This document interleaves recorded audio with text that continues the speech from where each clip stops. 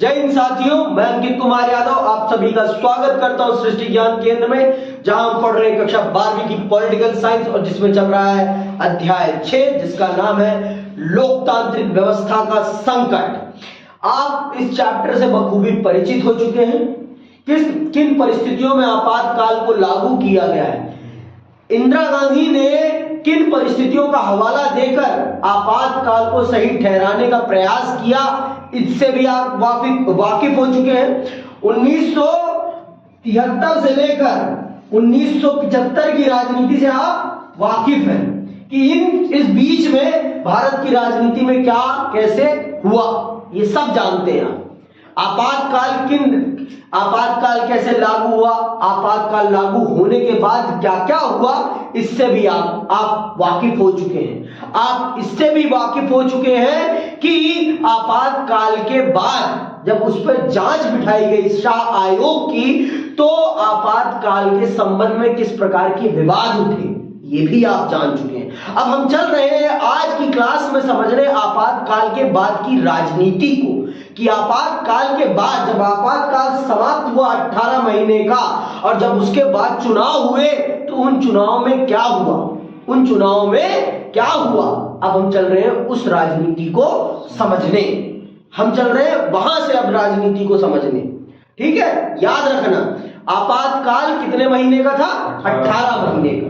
लागू कब हुआ है, 25 जून 1975 रात को 11 बजे। उस समय के राष्ट्रपति कौन थे, फखरुद्दीन अली अहमद। याद रखना ये बातें, ये 1 नंबर के प्रश्न है। और अनुच्छेद कौन सा लगा है, 352। अंदरूनी गड़बड़ी के आधार पर लगाया गया था आपातकाल। ये याद रखने हैं शब्द, ये याद रखने हैं टर्म्स, नहीं भूल जाओ, क्योंकि ये सारी चीजें आपके पेपर में आएंगी। और इस चैप्टर से लॉन्ग क्वेश्चन भी ज्यादा बनेंगे और शॉर्ट क्वेश्चंस भी ज्यादा बनेंगे। लॉन्ग क्वेश्चन और शॉर्ट क्वेश्चन जितने भी बनेंगे इसी बुक से बनेंगे। 1 नंबर के पॉलिटिकल साइंस में जितने भी ज्यादा से ज्यादा क्वेश्चन इसमें से, फिर उसमें से, इसमें से 10 नंबर का होगा तो उसमें से 7 या 8 नंबर का होगा। ऐसे रेशियो ऐसे ही रहेगा, कम रहेगा वहां से 1 नंबर का, यहां से 1 नंबर का ज्यादा, क्योंकि यहां पर क्विज क्वेश्चन ज्यादा है। समझ में आई बात? तो चलिए प्रारंभ करते हैं आपातकाल के बाद की राजनीति को समझने की। आप सब जानते हैं कि विपक्ष एकजुट हो चुका था, विपक्ष एकजुट था। विपक्ष की एकजुटता के कारण ही इंदिरा गांधी इतनी भयभीत हुई कि उन्होंने अपनी सत्ता को बचाने के लिए आपातकाल जैसा कदम उठाया। इससे आप बखूबी वाकिफ हो चुके हैं, इसको बताने की मुझे जरूरत नहीं है। तो अब आते हैं आगे की बातों पर। आगे क्या होता है सुनते हैं और समझते हैं। जैसे ही आपातकाल खत्म हुआ और लोकसभा के चुनाव की घोषणा हुई, वैसे ही आपातकाल का सबसे जरूरी और कीमती सबक राज्य व्यवस्था ने सीख लिया। 1977 कब हुए आपातकाल के बाद चुनाव, 1977 के चुनाव एक तरह से आपातकाल के अनुभवों के बारे में जनमत संग्रह थे।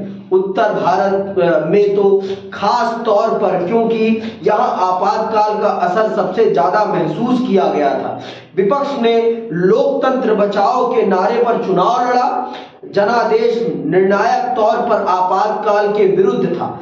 सबक एकदम साफ था और कई राज्यों के विधानसभा चुनाव में भी स्थिति यही रही। जिन सरकारों को जनता ने लोकतंत्र विरोधी माना, उसे मतदान के रूप में उसने भारी दंड दिया। इस अर्थ में देखें तो 1975 से 1977 के अनुभवों की एक परिणति भारतीय लोकतंत्र की बुनियाद को पुख्ता बनाने में हुई।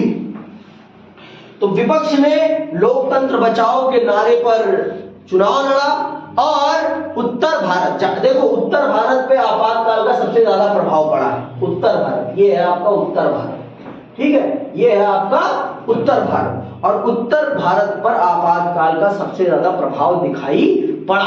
क्यों? क्योंकि दिल्ली यहां से सबसे नजदीक थी और यहां पर जो भी आदेश जारी होता था उसका बहुत ही तत्परता से उन आदेशों को लागू किया जाता था, जिस कारण से दिल्ली के आसपास के क्षेत्रों में, दिल्ली मतलब उत्तर भारत के क्षेत्रों में आपातकाल का सबसे ज्यादा प्रभाव दिखाई पड़ा था। और उत्तर भारत की जनता ने ही, उत्तर भारत की जनता ने ही जब उन्हें मौका मिला तो उन्होंने इंदिरा गांधी को यह सबक सिखा दिया कि अगर आप हमसे टकराएंगी ना तो आपको हम मटिया मेट करने का दम रखते हैं। तो जब 1977 में चुनाव हुआ और विपक्ष की एकता के साथ जिन जिन दलों ने आपातकाल के दौरान सरकार का सहयोग किया था, उन सभी दलों को जनता ने अपने मतदान से दंड दिया और उन्हें लोकतंत्र से बाहर का रास्ता दिखाया कि बेटा तुम लायक नहीं हो, तुम जब हमारे अधिकारों की रक्षा नहीं कर सकते तो तुम हमारी नुमाइंदगी भी नहीं कर सकते। इस चीज को प्रमुखता से रखा गया और विपक्ष को मजबूत सरकार के रूप में स्थापित किया गया। लेकिन समझने वाली बात तो यही है, विपक्ष को मौका मिला सरकार बनाने का, लेकिन विपक्ष के आपसी मतभेदों ने उस सरकार को लंबे समय तक चलने नहीं दिया। अभी जान लोगे आप खुद। लोकसभा के चुनाव 1977, इसके बारे में सुनना आपको। 18 महीने के आपातकाल के बाद 1977 के जनवरी माह में सरकार ने चुनाव कराने का फैसला किया। इसी के मुताबिक सभी नेताओं और राजनीतिक कार्यकर्ताओं को जेल से रिहा कर दिया गया। 1977 के मार्च में चुनाव हुए। ऐसे में विपक्ष को चुनावी तैयारी का बड़ा कम समय मिला, लेकिन राजनीतिक बदलाव की गति बड़ी तेज थी। आपातकाल लागू होने के पहले ही बड़ी विपक्षी पार्टियां एक दूसरे के नजदीक आ रही थी। चुनाव के ऐन पहले इन पार्टियों ने एकजुट होकर जनता पार्टी नाम से एक नया दल बनाया। सभी विपक्षी पार्टियों ने जुटकर एक नया दल बनाया और उसका क्या नाम रखा? जनता पार्टी। क्या नाम रखा? जनता पार्टी। याद रखना। नई पार्टी ने जयप्रकाश नारायण का नेतृत्व स्वीकार किया। कांग्रेस के कुछ नेता भी जो आपातकाल के खिलाफ थे इस पार्टी में शामिल हुए। कांग्रेस के कुछ अन्य नेताओं ने जगजीवन राम के नेतृत्व में एक नई पार्टी बनाई। अंडरलाइन करना ये सारी चीजें। जगजीवन राम के नेतृत्व में एक नई पार्टी बनाई। इस पार्टी का नाम कांग्रेस फॉर डेमोक्रेसी था और बाद में यह पार्टी भी जनता पार्टी में शामिल हो गई। ठीक, तो जनता पार्टी, प्रमुख रूप से जनता पार्टी इस पूरे विपक्ष का चेहरा बनकर जनता पार्टी उभरी और इसका नेतृत्व किसने किया था? जयप्रकाश नारायण जी ने। जयप्रकाश नारायण जी को इसका नेतृत्व करने का मौका दिया गया। देखो स्पष्ट था भाई, विपक्ष का जीतना तय था, क्योंकि जनता खुद इंदिरा गांधी के खिलाफ थी। जनता खुद इंदिरा गांधी के खिलाफ थी, उनके अत्याचारों से भर आई थी। तो इसीलिए विपक्ष का जीतना कोई बड़ी बात नहीं थी। विपक्ष जीता, लेकिन विपक्ष अपनी उस सरकार को सस्टेन नहीं कर पाया, चला नहीं पाया। सिर्फ 2 साल ही चला पाए वो अपनी सरकार। 2 साल कितनी बड़ी बात है। आप समझिए कि आपको सत्ता मिली और पूर्ण बहुमत की सत्ता मिली, फिर भी आप अपनी सरकार को सही ढंग से नहीं चला पाए। आपसी कलह के कारण, आपसी कलह के कारण कि मैं बनूंगा प्रधानमंत्री के चक्कर में आपने आपस में फूट डाली और आपने फिर से इस जनता को बता दिया कि आप में वो अभी काबिलियत नहीं है कि आप इस देश के शासन को चला सके। फिर जनता ने इंदिरा गांधी को ही मौका दिया। क्यों? क्योंकि आप में वो काबिलियत ही नहीं थी कि आप सरकार को चला सके। सुनना, अभी पता चल जाएगा आपको खुद, मुझे बताने की जरूरत नहीं है। सुनना, 1977 के चुनाव को जनता पार्टी ने आपातकाल के ऊपर जनमत संग्रह का रूप दिया। इस पार्टी ने चुनाव प्रचार में शासन के अलोकतांत्रिक चरित्र और आपातकाल के दौरान की गई जातियों पर जोर दिया। हजारों लोगों की गिरफ्तारी और प्रेस की सेंसरशिप की पृष्ठभूमि में जनमत कांग्रेस के विरुद्ध था। जनता पार्टी के गठन के कारण यह भी सुनिश्चित हो गया कि गैर कांग्रेसी वोट एक ही जगह पड़ेंगे। बात बिल्कुल साफ थी कि कांग्रेस के लिए अब बड़ी मुश्किल आ पड़ी थी। सच है भाई, क्योंकि जनता पूरी तरह से विरोध में थी कांग्रेस के। तो जनता पार्टी, और इन्होंने अपनी एक पार्टी बनाकर और स्पष्ट कर दिया कि आपको कहीं और वोट नहीं डालना। हमने अपने विरोधी दलों की एक पार्टी बना दी है, आपको वही वोट डालना है। तो अब गठबंधन का तो कोई सवाल ही नहीं था। सभी गठबंधन के नेताओं ने अपनी एक पार्टी बना दी और उसका नाम क्या रख दिया? जनता पार्टी। क्या रख दिया? जनता पार्टी। समझ रहे बात? तो कोई दिक्कत की बात नहीं, लेकिन फिर भी इनको सरकार बनाने का मौका मिला, फिर भी ये सरकार नहीं चला पाए। ये देखो 1977 के चुनाव का ये मानचित्र है। ये 1977 के चुनाव का मानचित्र है।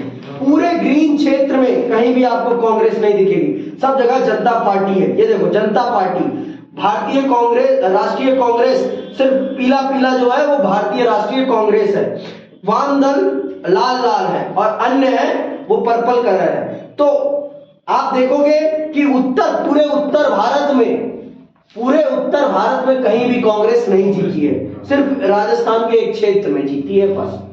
नहीं, पूरे उत्तर भारत में कांग्रेस कहीं भी नहीं जीती है, पर दक्षिण भारत में कांग्रेस जीती हुई है। क्यों? क्योंकि दक्षिण भारत में आपातकाल का उस प्रकार का प्रभाव नहीं था जिस प्रकार का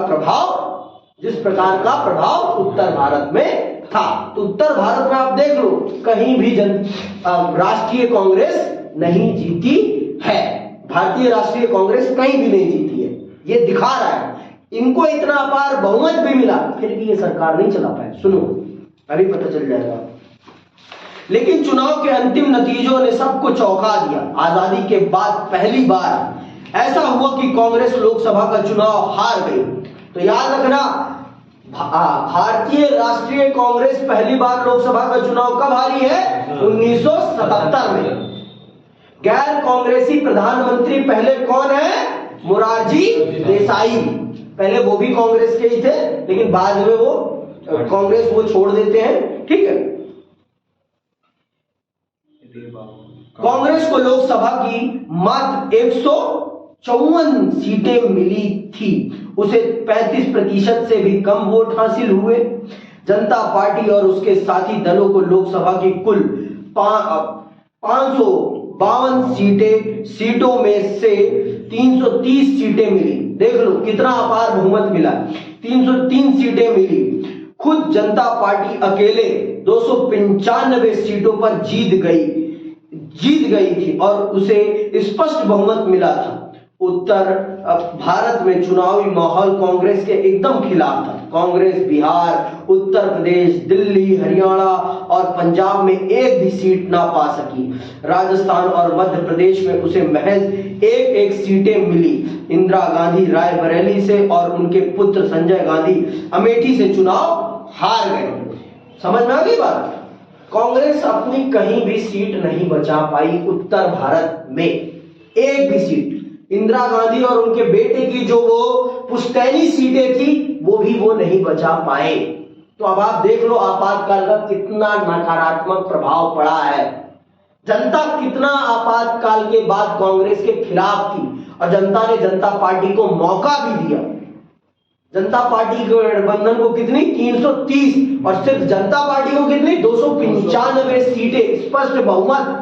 फिर भी ये सरकार नहीं चला पाए। पूरे 5 साल। इसका मतलब क्या है कि इनके नेताओं में नेतृत्व की कमी थी। इनके अंदर सिर्फ इनके पास कोई क्या नहीं थी, पॉलिसीज नहीं थी, नीति नहीं थी। इनके पास सिर्फ एक उद्देश्य था, लोकतंत्र बचाओ इंदिरा हटाओ, लोकतंत्र बचाओ इंदिरा हटाओ का नारा। चलो, जनता ने आपातकाल के कारण आपको ये मौका भी दे दिया, लेकिन आप देश को चला नहीं पाए।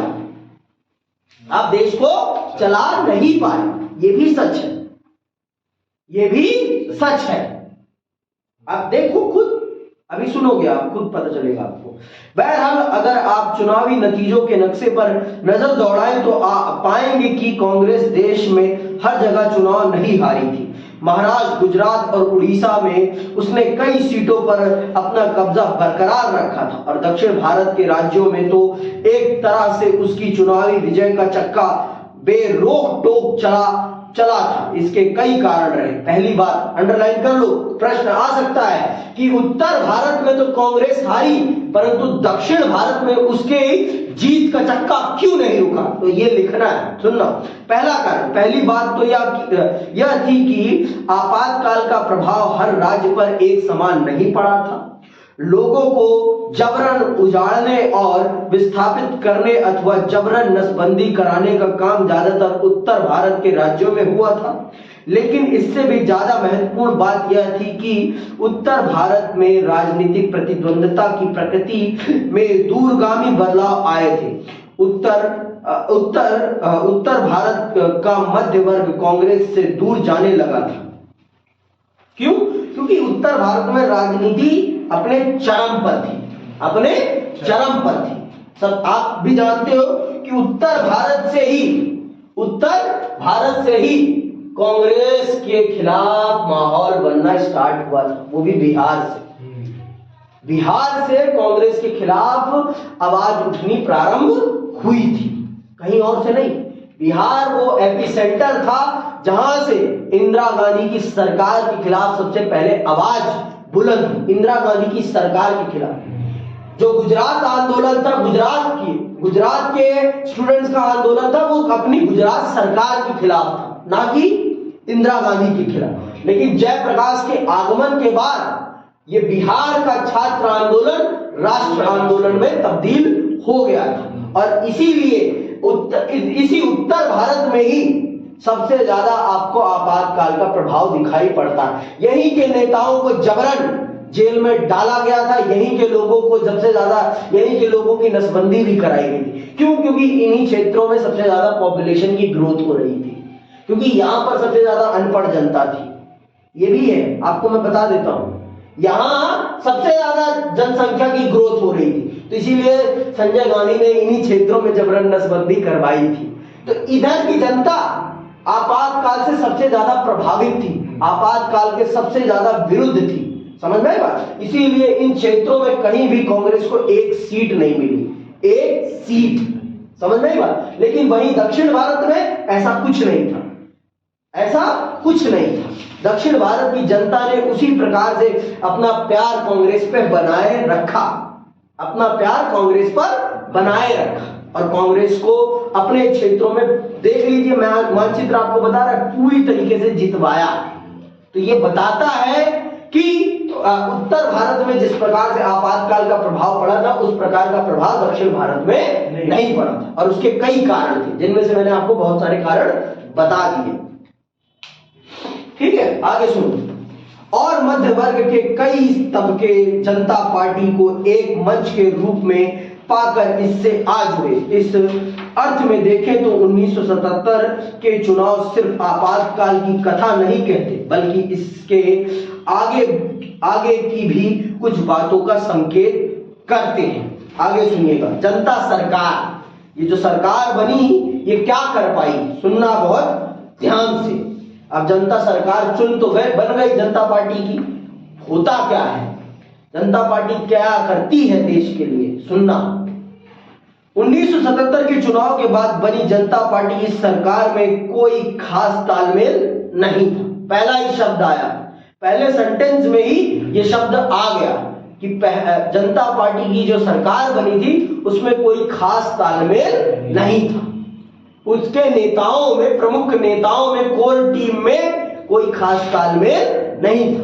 वो अपनी तरफ खींच रहे थे तो वो अपनी तरफ खींच रहे थे। वो कह रहे थे मैं बनूंगा प्रधानमंत्री, तो वो कह रहे थे मैं बनूंगा प्रधानमंत्री। सुनना अभी ध्यान से। 3 नेता यहां पर प्रमुख नेता थे। जनता पार्टी की सरकार में 3 प्रमुख नेता थे। कौन कौन थे? अंडरलाइन करके नाम लिख लेना अच्छे से। चुनाव के बाद नेताओं के बीच प्रधानमंत्री के पद के लिए होड़ मची। इस होड़ में मोरारजी देसाई, चरण सिंह और जगजीवन राम शामिल थे। इन तीनों जनों के बीच में प्रधानमंत्री के पद के दावेदारी थी। इन तीनों जन कौन कौन? मोरारजी देसाई, चौधरी चरण सिंह और जगजीवन राम। ये है जगजीवन राम, ये है जगजीवन राम। ठीक है। और आपने अगर चौधरी चरण सिंह को नहीं देखा हो तो चौधरी चरण सिंह को भी दिखा। ये रहे चौधरी चरण सिंह जी, चौधरी चरण सिंह जी हैं, ठीक है। और मोरारजी देसाई को नहीं जानते हो तो मोरारजी देसाई को भी दिखा देता हूं। ये रहे मोरारजी देसाई, ठीक है। तो याद रखना, मोरारजी देसाई, चौधरी चरण सिंह और जगजीवन राम को, ये इन तीनों के बीच में प्रधानमंत्री पद की दावेदारी थी। प्रधानमंत्री पद की दावेदार ये तीनों थे और इन तीनों का जनता पार्टी में बहुत बड़ा कद था। इनके पीछे सांसदों की एक बहुत बड़ी लाइन थी, ठीक है। तो इन तीनों के बीच में प्रधानमंत्री के पद की होड़ में, प्रधानमंत्री के पद की होड़ में मोरारजी देसाई आगे निकल जाते हैं और वो पहली गैर कांग्रेसी सरकार के प्रधानमंत्री बनते हैं। सुनना, मोरारजी देसाई 1966-67 से ही इंदिरा गांधी के प्रतिद्वंदी थे। चरण सिंह भारतीय लोक दल के प्रमुख और उत्तर प्रदेश के किसान नेता थे। जगजीवन राम को कांग्रेसी सरकारों में मंत्री पद पर रहने का विशाल अनुभव था। बहरहाल मोरारजी देसाई प्रधानमंत्री बने, लेकिन इससे जनता पार्टी के भीतर सत्ता की खींचतान खत्म ना हुई। आपातकाल का विरोध जनता पार्टी को कुछ ही दिनों के लिए एकजुट रख सका। इस पार्टी के आलोचकों ने कहा कि जनता पार्टी के पास किसी दिशा, नेतृत्व अथवा एक साझे कार्यक्रम का अभाव था। जनता पार्टी की सरकार कांग्रेस द्वारा अपनाई गई नीतियों में कोई बुनियादी बदलाव नहीं ला सकी। जनता पार्टी बिखर गई और मोरारजी देसाई के नेतृत्व वाली सरकार ने 18 महीने में ही अपना बहुमत खो दिया। कांग्रेस पार्टी के, अंडरलाइन करना यहां पर, कांग्रेस पार्टी के समर्थन पर दूसरी सरकार चरण सिंह के नेतृत्व में बनी, लेकिन बाद में कांग्रेस पार्टी ने समर्थन वापस लेने का फैसला किया। इस वजह से चरण सिंह की सरकार मात्र 4 महीने तक सत्ता में रही। 1980 के जनवरी में लोकसभा के लिए नए सिरे से चुनाव हुए। इस चुनाव में जनता पार्टी बुरी तरह परास्त हुई। अंडरलाइन कर रहे हो ना, बुरी तरह से परास्त हुई। जनता पार्टी को उत्तर भारत में करारी शिकस्त मिली, जबकि 1977 के चुनाव में उत्तर भारत में इस पार्टी को जबरदस्त सफलता मिली थी। इंदिरा गांधी के नेतृत्व में कांग्रेस पार्टी ने 1980 के चुनाव में एक बार फिर 1971 के चुनाव वाली कहानी दोहराते हुए भारी सफलता हासिल की। कांग्रेस पार्टी को 353 सीटें मिली और वह सत्ता में आई। 1977-69 के चुनावों ने लोकतांत्रिक राजनीति का एक और सबक सिखाया। सरकार अगर अस्थिर हो और उसके भीतर कलह हो तो मतदाता ऐसी सरकार को कड़ा दंड देते हैं।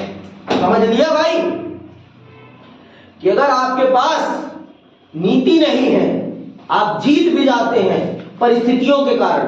मैंने आपको बता दिया, जनता पार्टी परिस्थितियों के कारण जीती थी, अपनी नीतियों के कारण नहीं जीती थी। सुन लो फिर से, जनता पार्टी जीती थी तो अपनी परिस्थितियों के कारण, आपातकाल की परिस्थितियों ने उसे ये मौका दिलाया था, लेकिन वो इस मौके को भुना नहीं पाए।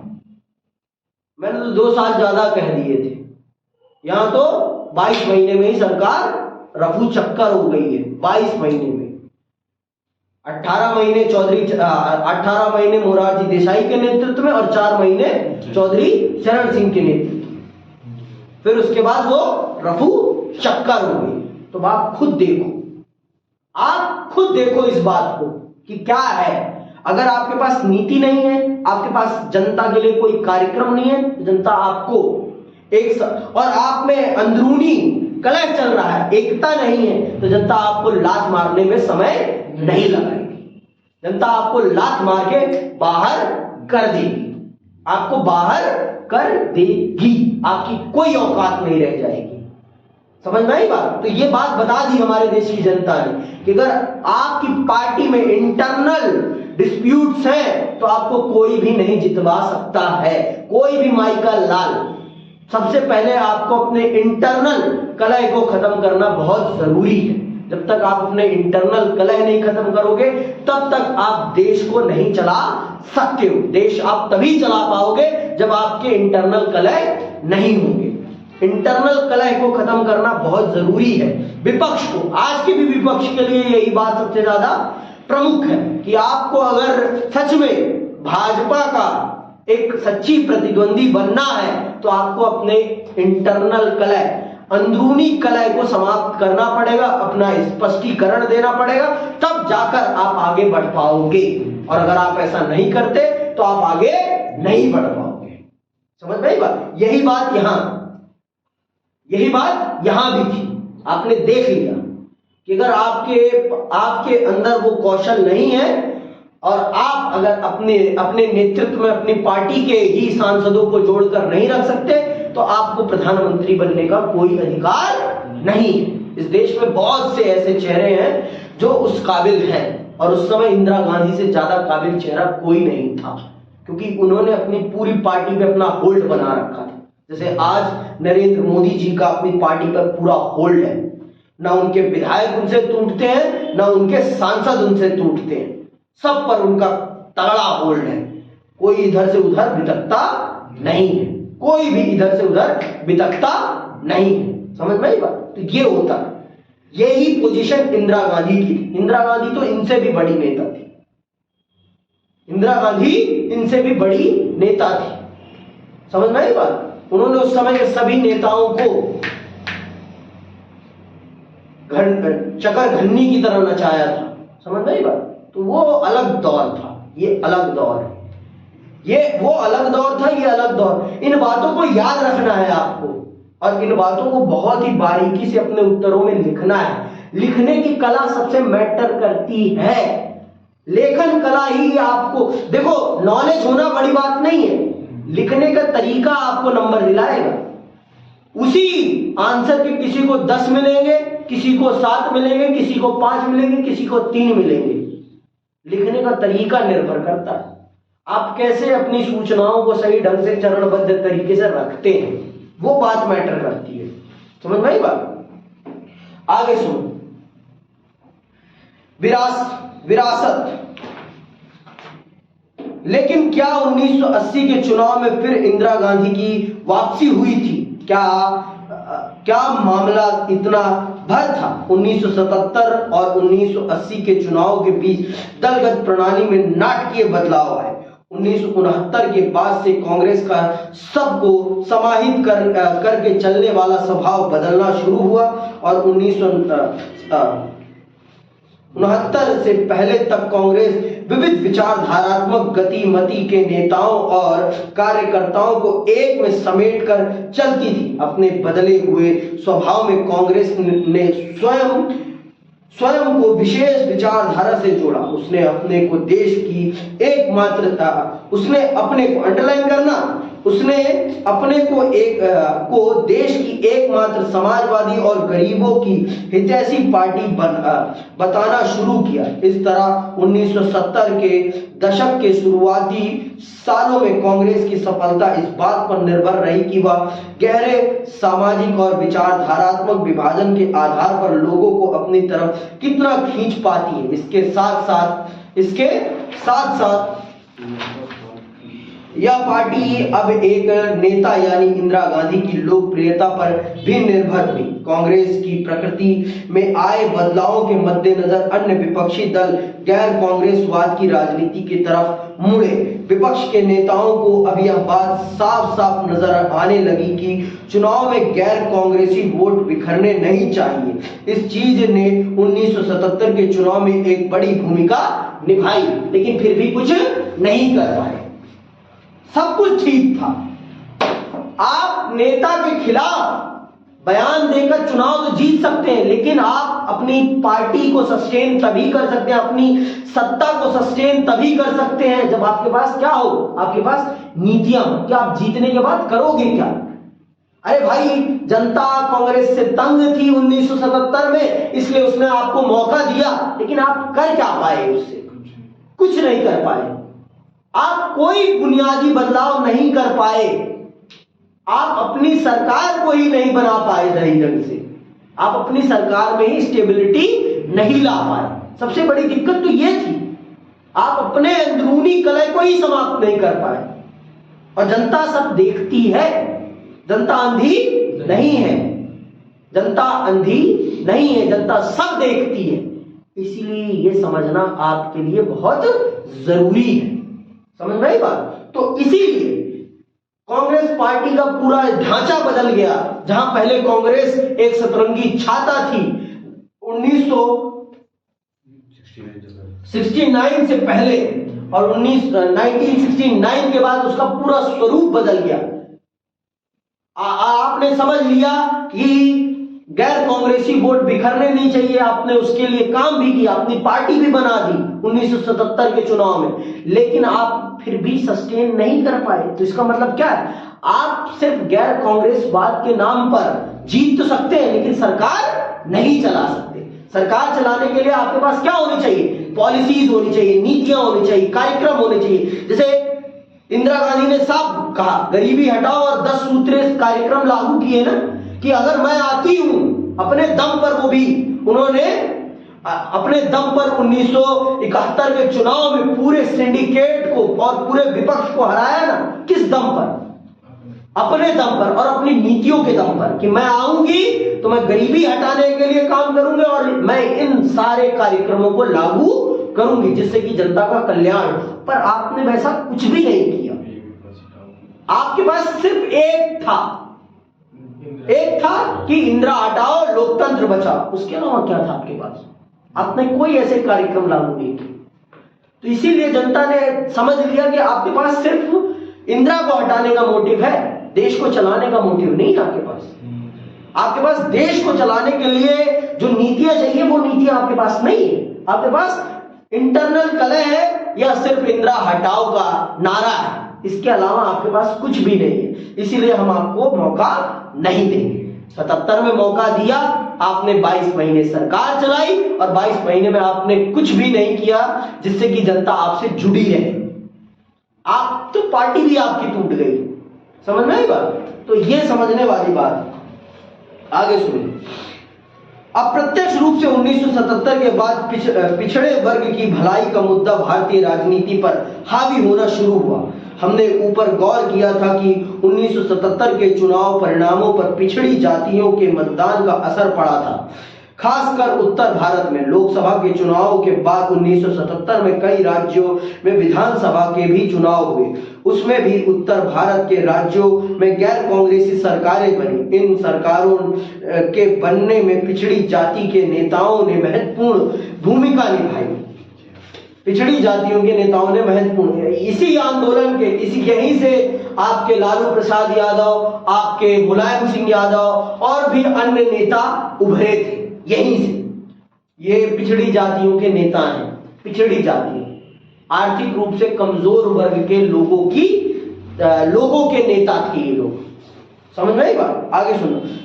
भूमिका निभाई। बिहार में अन्य पिछड़ी जातियों के आरक्षण के सवाल पर बहुत शोर मचा। इसके बाद केंद्र की जनता पार्टी की सरकार ने मंडल आयोग नियुक्त किया। इस आयोग और पिछड़ी जातियों की राजनीति की भूमिका के बारे में ज्यादा विस्तार से आप अंतिम अध्याय में पढ़ेंगे। आपातकाल के बाद हुए चुनाव ने दलीय व्यवस्था के भीतर इस बदलाव की प्रक्रिया शुरू कर दी।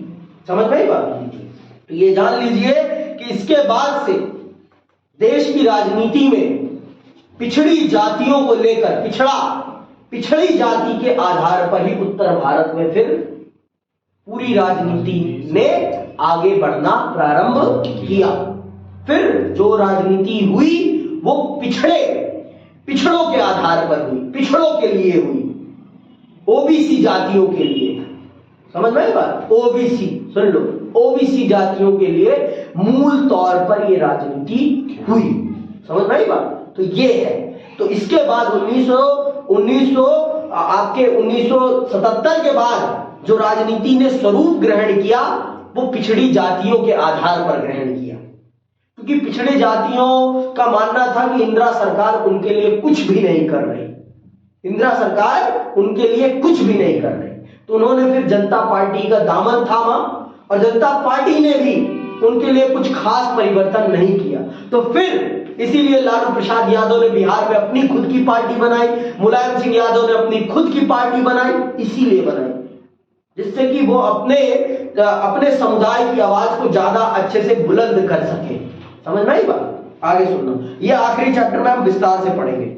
आपातकाल और इसके आसपास की अवधि को हम संवैधानिक संकट की अवधि के रूप में भी देख सकते हैं। संसद और न्यायपालिका के ये सुन लो, ये आपको ये निष्कर्ष है, ये चैप्टर का क्या है? निष्कर्ष। तो ये आपको आंसर लिखने में बहुत बड़ी भूमिका निभाएगा, सुनना ध्यान से। आपातकाल और इसके आसपास की अवधि को हम संवैधानिक संकट की अवधि के रूप में भी देख सकते हैं। संसद और न्यायपालिका के अधिकार क्षेत्र को लेकर छिड़ा संवैधानिक संघर्ष भी आपातकाल के मूल में था।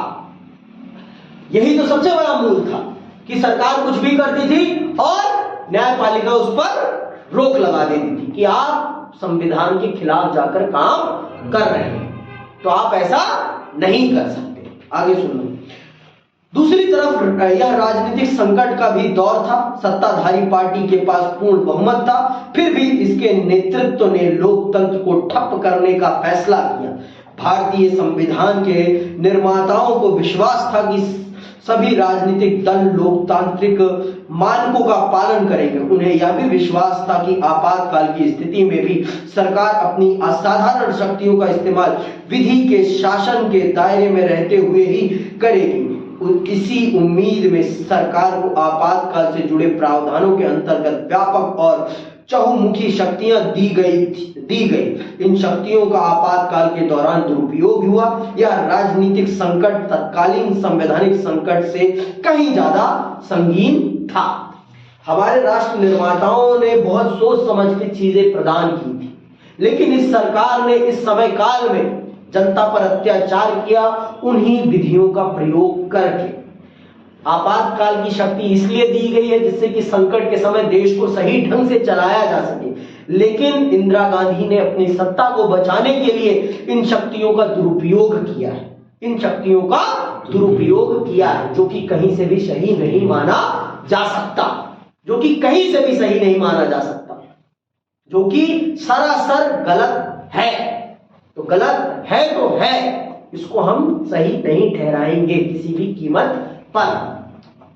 समझ में आई बात? इसको हम किसी भी कीमत पर सही नहीं कहेंगे। आगे सुनिए। इस दौर में एक और महत्वपूर्ण मसला संसदीय लोकतंत्र में जन आंदोलन की भूमिका और उसकी सीमा को लेकर उठा। स्पष्ट ही इस दौर में संस्था आधारित लोकतंत्र और स्वयं स्फूर्ति जन भागीदारी पर आधारित लोकतंत्र में तनाव नजर आया। इस तनाव का एक कारण यह भी कहा जा सकता है कि हमारी दलीय प्रणाली जनता की आकांक्षाओं को अभिव्यक्त कर पाने में सक्षम साबित नहीं हुई। आगे के 2 अध्यायों में हम इस तनाव की कुछ अभिव्यक्तियों को समझने की कोशिश करेंगे। इन अध्यायों में हम विशेष रूप से जन आंदोलन और क्षेत्रीय पहचान से जुड़ी बहसों के बारे में पढ़ेंगे। जो आगे का चैप्टर है, अगला चैप्टर जो आपकी पाठ्य पुस्तक से हटा दिया गया है, वो जन आंदोलन पे ही है कि एक देश के लोकतांत्रिक चरित्र में जन आंदोलनों की क्या भूमिका होती है, क्यों जरूरी है एक लोकतांत्रिक समाज में जन आंदोलन। लेकिन आपकी सरकार ने, आपकी एनसीईआरटी ने, आपकी सीबीएसई बोर्ड ने उस चैप्टर को आपके सिलेबस से हटा दिया। ये बड़े दुर्भाग्य की बात है, ये दुर्भाग्य की बात है। आपको यही नहीं पता चलेगा कि एक देश के अगर ये छात्र आंदोलन नहीं हुए होते तो क्या इंदिरा गांधी इतना बड़ा कदम उठाती? भाई आप खुद बताओ, सरकार की जातियों के खिलाफ जनता को बोलने का अधिकार होना चाहिए या नहीं होना चाहिए? होना चाहिए भैया, होना चाहिए ना। पर आज के समय में आप देखो, उस चैप्टर को ही हटा दिया गया है, जिससे कि आप समझ पाओ कि एक देश के चेतना को व्यक्त करते हैं जन आंदोलन।